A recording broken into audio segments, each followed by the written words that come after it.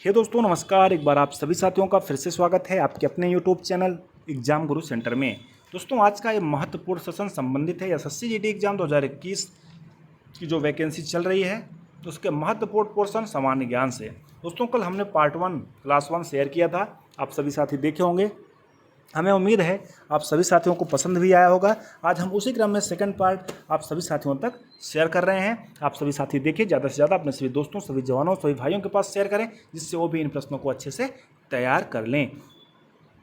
तो दोस्तों शुरू करते हैं, देखते हैं पहला क्वेश्चन। 25 क्वेश्चन है दोस्तों, वेरी सिंपल क्वेश्चन है। आप सभी साथी कितना क्वेश्चन सही हुआ हमें कमेंट सेक्शन में लिखकर अवश्य बताएंगे। दोस्तों वीडियो देखने के पहले लाइक अवश्य करिएगा। शुरू करते हैं, बताते हैं पहला क्वेश्चन। पहला क्वेश्चन है दोस्तों, वामना अवतार के तीनों पदों के आख्यान का प्राचीनतम स्रोत किस वेद में है? वामना अवतार के तीनों पदों के आख्यान का प्राचीनतम स्रोत दोस्तों किस वेद में है? तो इसका राइट आंसर होगा ऋग्वेद, यानी ऑप्शन नंबर ए दोस्तों इसका राइट आंसर होगा कि वामना अवतार के जो तीनों पदों का आख्यान का प्राचीनतम स्रोत है वह ऋग्वेद से संबंधित है। आगे बढ़ते हैं, क्वेश्चन नंबर 2 देखते हैं। यजुर्वेद के पाठककर्ता को क्या कहा जाता है? यजुर्वेद के दोस्तों पाठककर्ता को क्या कहा जाता है? ऑप्शन नंबर ए दोस्तों इसका राइट आंसर होगा अध्वर्यु। ऐसे लिखा जाएगा दोस्तों,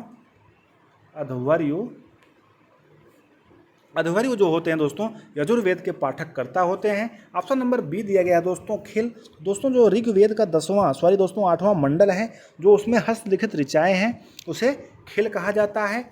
होत्र क्या है दोस्तों? वेद को जो ऋचाओं को जो पढ़ने वाले दोस्तों ऋषि होते हैं उन्हें होत्र कहा जाता है। और ऑप्शन नंबर दोस्तों 4 दिया गया है उदात्री। उदात्री जो है दोस्तों सामवेद के पाठककर्ता को उदात्री कहा जाता है। एक बार फिर से रिपीट करते हैं दोस्तों, यजुर्वेद के पाठककर्ता को अध्वर्यु कहा जाता है। जो ऋग्वेद का दोस्तों 8वां मंडल है जो उसमें हस्तलिखित ऋचाएँ हैं दोस्तों उसको खिल कहा जाता है। ऑप्शन नंबर 3 दिया गया है होत्री। जो ऋग्वेद के ऋचाओं को पढ़ने वाले ऋषि हैं दोस्तों उन्हें होत्री से संबोधित किया जाता था। अगला है दोस्तों उदात्री। उदात्री जो है दोस्तों सामवेद के पाठककर्ता को उदात्री कहा जाता है। आगे बढ़ते हैं दोस्तों, क्वेश्चन नंबर 3 देखते हैं। ऐसा कौन सा वेद है जो गद्य और पद्य दोनों में है? इंपॉर्टेंट है दोस्तों, कई बार एग्जाम में पूछा जा चुका है कि ऐसा कौन सा वेद है जो गद्य और पद्य दोनों में है। तो दोस्तों उसका राइट आंसर क्या होगा? Option number B Yajurveda. दोस्तों यजुर्वेद ऐसा है जो गद्य और पद्य दोनों में मिलता है। आगे बढ़ते हैं, क्वेश्चन नंबर 4 देखते हैं। किस वेद को भारतीय संगीत का जनक कहा जाता है? किस वेद को दोस्तों भारतीय संगीत का जनक कहा जाता है? तो इसका राइट आंसर क्या होगा? ऑप्शन नंबर बी सामवेद को दोस्तों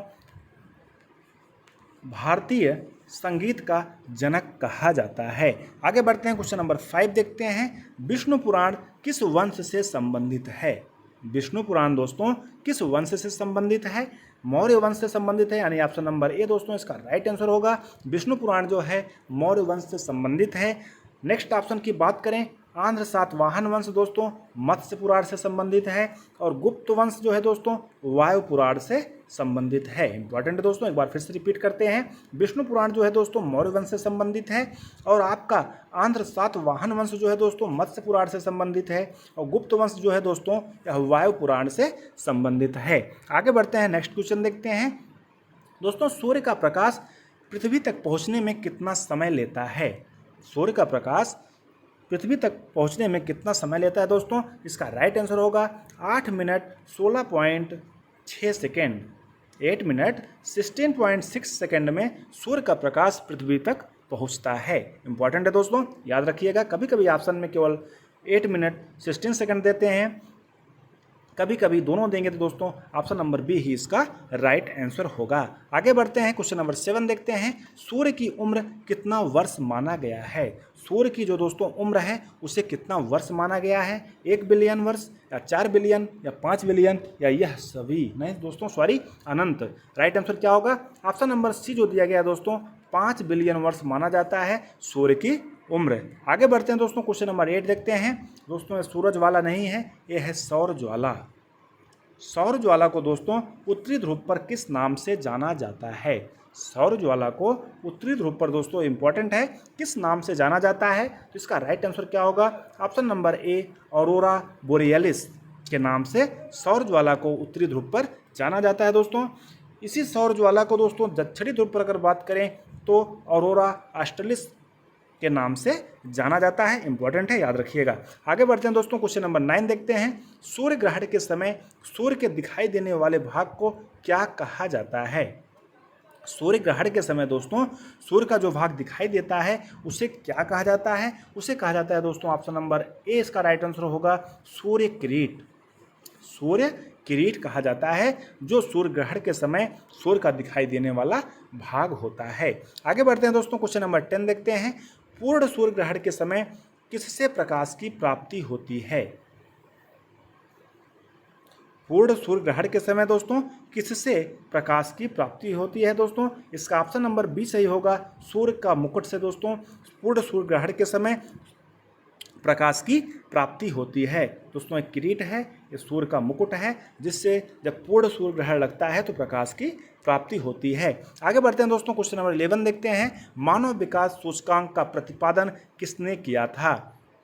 मानव विकास सूचकांक का दोस्तों प्रतिपादन जो है दोस्तों किसने किया था? महबूब उल हक और उनके सहयोगियों द्वारा दोस्तों मानव विकास सूचकांक का प्रतिपादन किया गया था। आगे बढ़ते हैं दोस्तों, क्वेश्चन नंबर 12 देखते हैं। क्वेश्चन नंबर 12 है, राष्ट्रीय आय लेखांकन का जन्मदाता किसे माना जाता है? राष्ट्रीय आय लेखांकन का जन्मदाता दोस्तों किसे माना जाता है? इसका ऑप्शन नंबर ए राइट आंसर होगा दोस्तों, साइमन कुजनेट्स को राष्ट्रीय आय लेखांकन का जन्मदाता माना जाता है। नेक्स्ट क्वेश्चन देखते हैं, क्वेश्चन नंबर 13। भारत की राष्ट्रीय आय और प्रति व्यक्ति आय की गणना का प्रथम प्रयास किसके द्वारा किया गया था? दोस्तों वेरी वेरी इंपॉर्टेंट है, कई बार एग्जाम में पूछा जा चुका है कि भारत की राष्ट्रीय आय और प्रति व्यक्ति आय की गणना का प्रथम प्रयास किसके द्वारा किया गया था? दोस्तों इसका राइट आंसर क्या होगा? ऑप्शन नंबर ए जो दिया गया है, दादा भाई नौरोजी के द्वारा राष्ट्रीय आय और प्रति व्यक्ति आय की गणना का प्रथम प्रयास किया गया था। आगे बढ़ते हैं, क्वेश्चन नंबर 14 देखते हैं। वर्ष 1949 में भारत सरकार द्वारा नियुक्त राष्ट्रीय आय समिति के अध्यक्ष कौन थे? वर्ष 1949 यानी 1944 ईस्वी में इंडियन गवर्नमेंट द्वारा जो नियुक्त राष्ट्रीय आय समिति के अध्यक्ष कौन थे दोस्तों? ऑप्शन नंबर सी इसका राइट आंसर होगा, पीसी महालनोबिस जो हैं उस राष्ट्रीय आय समिति के अध्यक्ष थे। अगला क्वेश्चन दोस्तों देखते हैं, क्वेश्चन नंबर 15। राष्ट्रीय आय की कितनी धारणाएं हैं दोस्तों?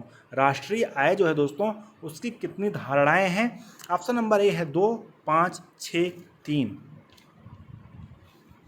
दोस्तों राष्ट्रीय आय की कितनी धारणाएं हैं? कौन सा ऑप्शन सही होगा? 2 होगा, 5 होगा या 3 होगा या 6 होगा? दोस्तों इसका राइट आंसर क्या होगा? Option number first 2। दोस्तों कौन कौन सी हैं वो? घरेलू उत्पाद और राष्ट्रीय उत्पाद यानी डोमेस्टिक प्रोडक्ट और नेशनल प्रोडक्ट, ये राष्ट्रीय आय की मूलतः दोस्तों 2 धारणाएं हैं। कौन कौन सी हैं? डोमेस्टिक प्रोडक्ट और नेशनल प्रोडक्ट। आगे बढ़ते हैं दोस्तों, क्वेश्चन नंबर 16 देखते हैं। वर्तमान में संसद का शून्यकाल का समय कितने बजे से कितने बजे तक चलता है? 1 से 2 बजे, 12 से 1 बजे, 11 से 12 या 2 से 3? दोस्तों वैसे तो माना जाता है 12 से 1 बजे का जो समय है उसे शून्यकाल माना जाता है। दोस्तों कोई सरकारी रूल्स नहीं है, लेकिन शून्यकाल का समय माना जाता है 12 से 1, लेकिन अभी जो है प्रेजेंट में वर्तमान में 1 से 2 का जो समय होता है उसे संसद का शून्यकाल का समय माना जाता है। आगे बढ़ते हैं दोस्तों, क्वेश्चन नंबर 17 देखते हैं। बलवंत राय मेहता समिति का गठन कब हुआ था? बलवंत राय मेहता समिति का दोस्तों जो गठन हुआ था वो कब हुआ था? ऑप्शन नंबर ए है दोस्तों 1957, ऑप्शन नंबर बी है 1993 और ऑप्शन नंबर सी है 1986, ऑप्शन नंबर डी है 1989। बलवंत राय मेहता समिति का जो दोस्तों गठन हुआ था, इंपॉर्टेंट है, कब हुआ था? 1957 ईस्वी में बलवंत राय मेहता समिति का गठन हुआ था। दोस्तों अगर 1993 की बात करें तो 73वां संविधान संशोधन हुआ था, और 1986 की बात करें दोस्तों एल.एम. सिंघवी समिति का गठन हुआ था। कौन सा दोस्तों? एल.एम. सिंघवी समिति का गठन कब हुआ था? 1986 में। और अगर 1989 की बात करें दोस्तों तो 64वां संविधान संशोधन हुआ था। 1957 बलवंत राय मेहता समिति का गठन हुआ था दोस्तों। 1993 दोस्तों 73वां संविधान संशोधन हुआ था। 1986 दोस्तों एल.एम. सिंघवी समिति का गठन हुआ था। 1989 में दोस्तों क्या हुआ था? 1989 में 64वां संविधान संशोधन हुआ था दोस्तों। इंपॉर्टेंट है, याद रखिएगा। आगे बढ़ते हैं, क्वेश्चन नंबर 18 देखते हैं। भारत में भारत में यहाँ पे दोस्तों स्थानीय है, केवल स्थानीय स्वशासन का पिता किसे कहा जाता है? भारत में स्थानीय स्वशासन का पिता दोस्तों किसे कहा जाता है? लॉर्ड रिपन, अशोक मेहता, बलवंत राय मेहता या यह सभी? दोस्तों राइट आंसर क्या होगा? ऑप्शन नंबर बी जो दिया गया है, लॉर्ड रिपन को भारत में अस्थायी स्वशासन का पिता कहा जाता है दोस्तों। लॉर्ड रिपन दोस्तों 1882 ईस्वी का जो संकल्प स्थानीय स्वशासन के लिए मैग्ना कार्टा का हैसियत रखता है, इनके ही द्वारा बताया गया था। आगे बढ़ते हैं दोस्तों, क्वेश्चन नंबर 19 देखते हैं। फी वी के राय समिति का गठन कब हुआ था? फी वी के राय समिति का दोस्तों गठन कब हुआ था? 1985, 1980, 1986 या 1900 ईस्वी? दोस्तों भी पिछले क्वेश्चन में बताया था कि बलवंत राय मेहता एल.एम. सिंघवी समिति का गठन कब हुआ था। उसी प्रकार दोस्तों फी वी के राय समिति का गठन भी हुआ था, जो 1985 ईस्वी में हुआ था। 1985 यानी ऑप्शन नंबर ए दोस्तों इसका राइट आंसर होगा दोस्तों। इंपॉर्टेंट है, याद रखिएगा। आगे बढ़ते हैं, क्वेश्चन नंबर 20 देखते हैं। 74वां संविधान संशोधन किससे संबंधित है? 74वां दोस्तों 74वां संविधान संशोधन किससे संबंधित है? नगर पालिका से, संसद से, विधानसभा से या राज्यसभा से? दोस्तों इसका राइट आंसर क्या होगा? ऑप्शन नंबर ए नगर पालिका से संबंधित है 74वां संविधान संशोधन। आगे बढ़ते हैं दोस्तों, क्वेश्चन नंबर 21 देखते हैं। यांत्रिक ऊर्जा को विद्युत ऊर्जा में परिवर्तित करता है दोस्तों। सैकड़ों बार एक क्वेश्चन एग्जाम में पूछा गया है, इसलिए इसको जरूर याद रखिएगा, हो सकता है पूछ लिया जाए कि यांत्रिक ऊर्जा को विद्युत ऊर्जा में परिवर्तित करता है डायनेमो, विद्युत मोटर, विद्युत बल्ब या विद्युत सेल? दोस्तों राइट आंसर क्या होगा? ऑप्शन नंबर ए डायनेमो जो है यांत्रिक ऊर्जा को विद्युत ऊर्जा में कन्वर्ट यानी परिवर्तित करता है। आगे बढ़ते हैं दोस्तों, क्वेश्चन नंबर 22 देखते हैं। कार्य का एसआई मात्रक है? दोस्तों वेरी सिंपल है, लेकिन एग्जाम में कई बार पूछा जा चुका है, इसलिए हम इस सीरीज में इस प्रश्न को शामिल किए। कार्य का एसआई मात्रक क्या है? जूल। दोस्तों जो कार्य का एसआई मात्रक है वो क्या है? जूल। इंपॉर्टेंट है, याद रखिएगा। आगे है दोस्तों, सोडियम को व्यक्त करते हैं। दोस्तों कभी कभी मिलान वाला क्वेश्चन है और वैसे भी क्वेश्चन में पूछ लिया जाता है, सोडियम को व्यक्त करते हैं।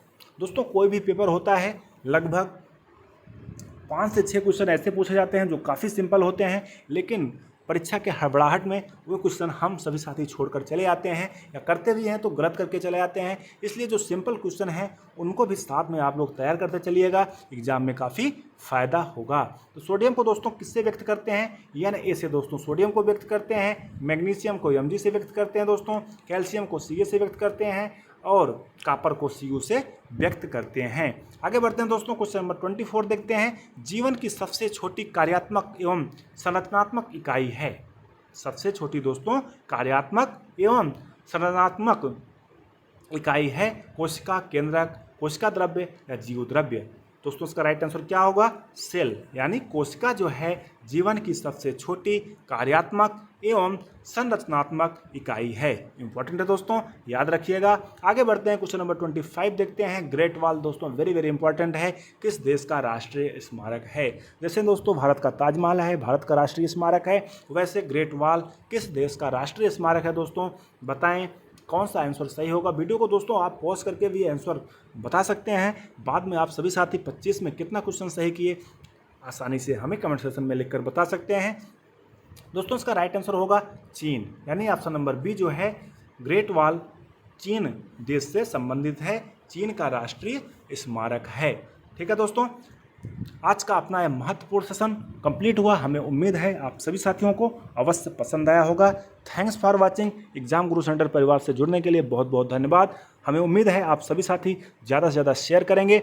उन सभी साथियों के पास शेयर करिए दोस्तों जो सभी साथी 2021 एसएससी जीडी एग्ज़ाम में बैठना चाह रहे हैं, जिससे उनको भी दोस्तों लाभ हो और आपको भी अच्छी तैयारी मिल सके। दोस्तों अगर चैनल पर नए हो, पहली बार आए हो, चैनल को सब्सक्राइब दोस्तों अवश्य करिएगा, साथ में दोस्तों लाइक अवश्य करिएगा, जिससे और अधिक मोटिवेट होंगे और आप सभी साथियों के लिए निरंतर वीडियो प्रोवाइड करते रहेंगे। साथ में दोस्तों बेल आइकन अवश्य प्रेस करना, जिससे कोई भी नई वीडियो बनती है दोस्तों तो आप सभी साथियों तक नोटिफिकेशन के माध्यम से प्राप्त हो सके। ठीक है दोस्तों, मिलते हैं नेक्स्ट वीडियो में, तब तक के लिए धन्यवाद। जय हिंद।